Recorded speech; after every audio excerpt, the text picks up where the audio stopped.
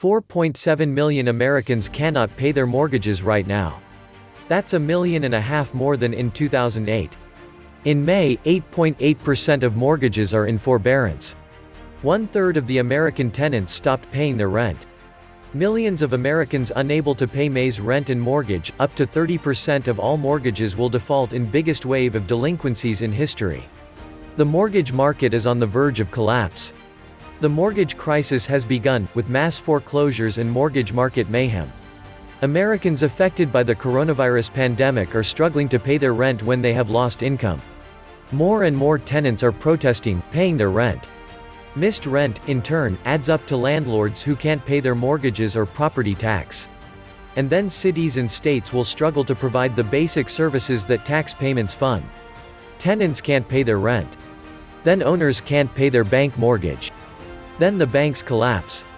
Welcome to the future, folks. And what about the Ponzi scheme that allowed the mortgages to exist at all? A Ponzi scheme with no incoming payments collapses. And that is exactly what is going to happen. But don't worry, the bank executives will be just fine.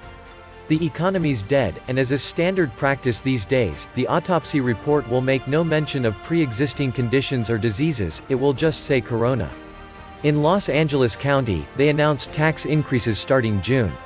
So a bunch of people lost their jobs, and oh yeah, your taxes have gone up. It is insane that construction workers pay more in taxes than Amazon or Jeff Bezos, who's worth around $130 billion. State and federal government tax everyone at an average rate of 7% on everything. Corporations get their money from the exploitation of the working class labor. Large corporations got their tax breaks even when the economy was booming. Ordinary folks can't get a break even when they can't pay. April and May are pretty irrelevant. The crisis has barely even hit. Just wait and see how those numbers change in the next few months after the real fallout from this crisis hits and after the unemployment money potentially runs out. The first $2.2 trillion bailouts will take us out to about the beginning of summer. Then what? In the coming months, there's going to be a wave of defaults within 6 to 8 months that will make 2009 look like a blip. Skid rows will be created all over America.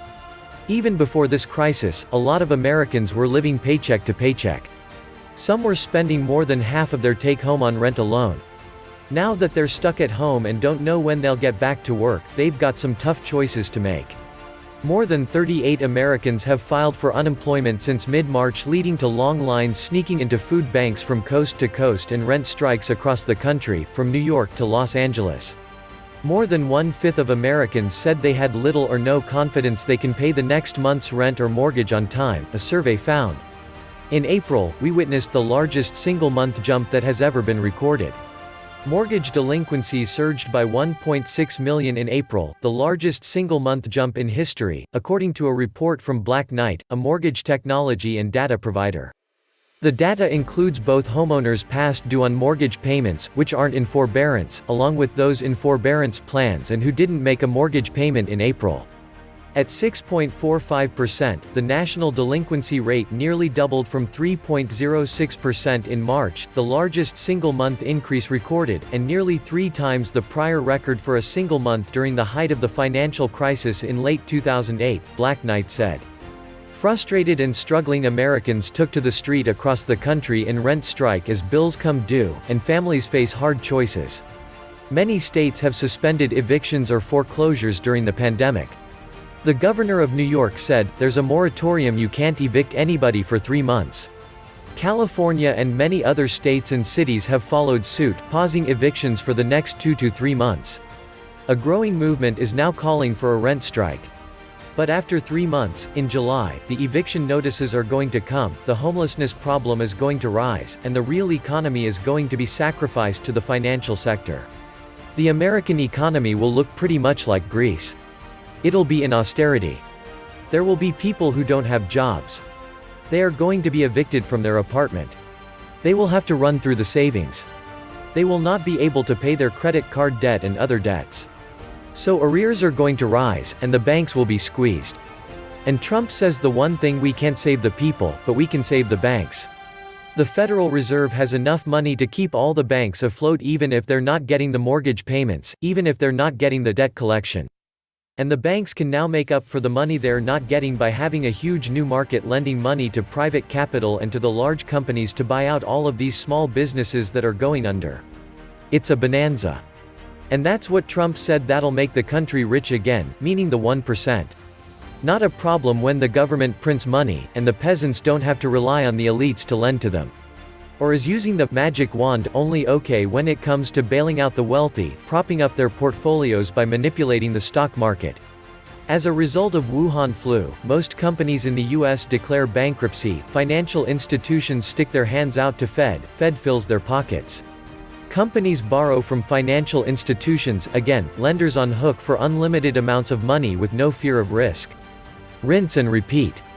The Fed balance sheet, the one we get to view, will be 12 to 18 trillion in the next 6 to 12 months. All hands on deck to keep the stock and bond market from imploding. They are going to cannibalize and feed everyone to their friends on top. We see the collapse of civilization as we know it. And this is only the beginning. We have a $22 trillion debt owed to a private central bank. That is the problem. They buy bonds and flood the country with money. Then, those 10-year bonds mature, and money is transferred from wherever it was, back to the central bank. That is the problem, private central banks. There is no way out peacefully.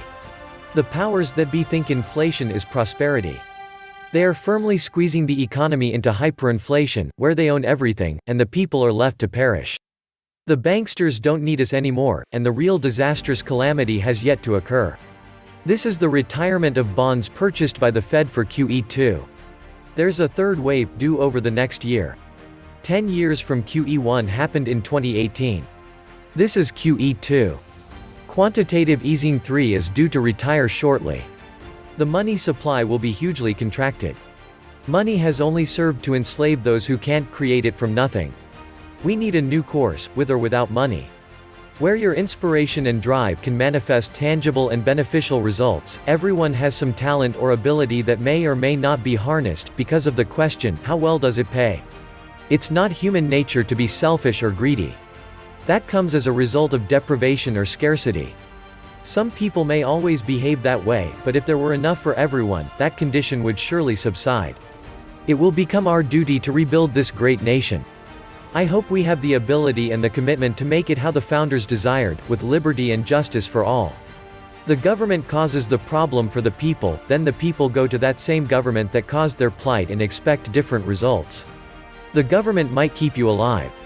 But only self-sufficiency and your own critical thinking will turn lemons into lemonade. Welcome back to the Atlantis Report. You are here for your daily dose of the truth, the full truth, and nothing but the truth. What is clear is that Americans don't have savings. That most Americans are living paycheck to paycheck. Half of Americans have less than 1 month's savings. Even small business owners and entrepreneurs. We have the lowest minimum wage rate in the world. Things continue to get more and more expensive, yet wages never go up. For decades you lose if you have savings. Cash devalues 2 to 3% per year from inflation pre-corona. The only yield for commoners to keep up was gambling in the stock market. Now that's demolished and pilfered. Rip-off capitalism for the dollar printers and lenders, lending what they print that costs nothing, and theft of time and resources from the serfs. This is feudalism 2.0. The message from state governments to all business owners large and small is, you exist at our pleasure, and we can cancel you in a minute. You will kowtow, or you will not have a business anymore. I believe that was also the arrangement under feudalism. We destroyed that paradigm when this country was founded. Now we have reverted to it. What in God's name happened? 2/3 of landlords are renting rooms or one standalone house. They are not rich. The government is the cancer, no matter the form. Anyone who is a landlord knows the precise point, people dealing directly with people can figure everything out. The Hobbesian view of every man against every man is pure nonsense, as man's default condition is one of mutual cooperation. Of course, bad apples exist, but if Hobbes was right, humans would have gone extinct millennia ago. Government creates the discord, not people entering contractual, voluntary relationships. What we have now is socialism for the corporate welfare bums and debt for the slaves, which doesn't work either. Large businesses own the state. They use it to crush the competition. This means that the banks and government will be the major owners of real estate in this country. The end result is the Fed, a private bank, buys the property for pennies on the dollar. Why is it landlords and lenders who get jacked? Most landlords are just regular businessmen too. And, keep in mind, the landlords will still have to pay the property tax to the group, which is the lion's share of every payment anyway. Landlords will default. How can they pay taxes under such extremities? The government wants to own everything. This is communist. The only ones buying will be banks. In the end, banks will own everything, and everyone else will be a serf, and they will be your lords. The banks get your property, that was the plan, part of the pandemic. The banks bleed you first, then take the property. 30% or more of mortgages could easily be in a state of default by the time this is said and done. Try kicking 1/3 of the country out of their homes. You'll have a population that is no longer fat, happy, and comfortable. That's when you have to worry about the boogaloo. Whatever they do, they will never let the markets clear on their own. Never let anyone go broke again, least of all the banks. Never let the debt Ponzi end. Never let anyone who has been fiscally responsible with their life or business have a shot at succeeding when others less responsible fail. Never let anyone get ahead in society by their own effort and intelligence. Never let consumers decide what they want to buy with their own money, nor producers provide it for them of their own free will. Never let anyone who defers immediate consumption in favor of profligate spending be allowed to gain by their behavior. The sad part is that bankers would rather evict you and have the property vacant and rot than negotiate a much lower rent and forbearance. We did bailouts in 2008 and crossed that moral hazard again when the government and Fed literally handed out $6 trillion and counting this time around. I think only $500 billion went to the plebs.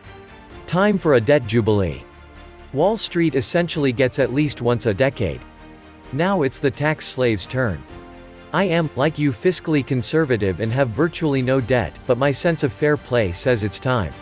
Time for a debt jubilee and a return to honest money, although I am sure that the debt shackles ain't coming off serfs without a big fight. We live in a system with $10 GPD per every human on the planet, $40 debt per every human, and $200 derivative per every human. It is unsustainable, and now with Wuhan's plague irreversible that we are at the endgame. It may take a decade, but endgame it is. And fine by me, debt should be something you are scared off. At the end of the day, it's mathematics. Usury is exponential, and our world is finite. Why not look at modern-day Russia instead, who is doing quite well after defaulting on its debt? We have an option, either cancel the debt or become debt slaves. The world owes hundreds of trillions of dollars. To who? The system is rigged. Time to change the rules.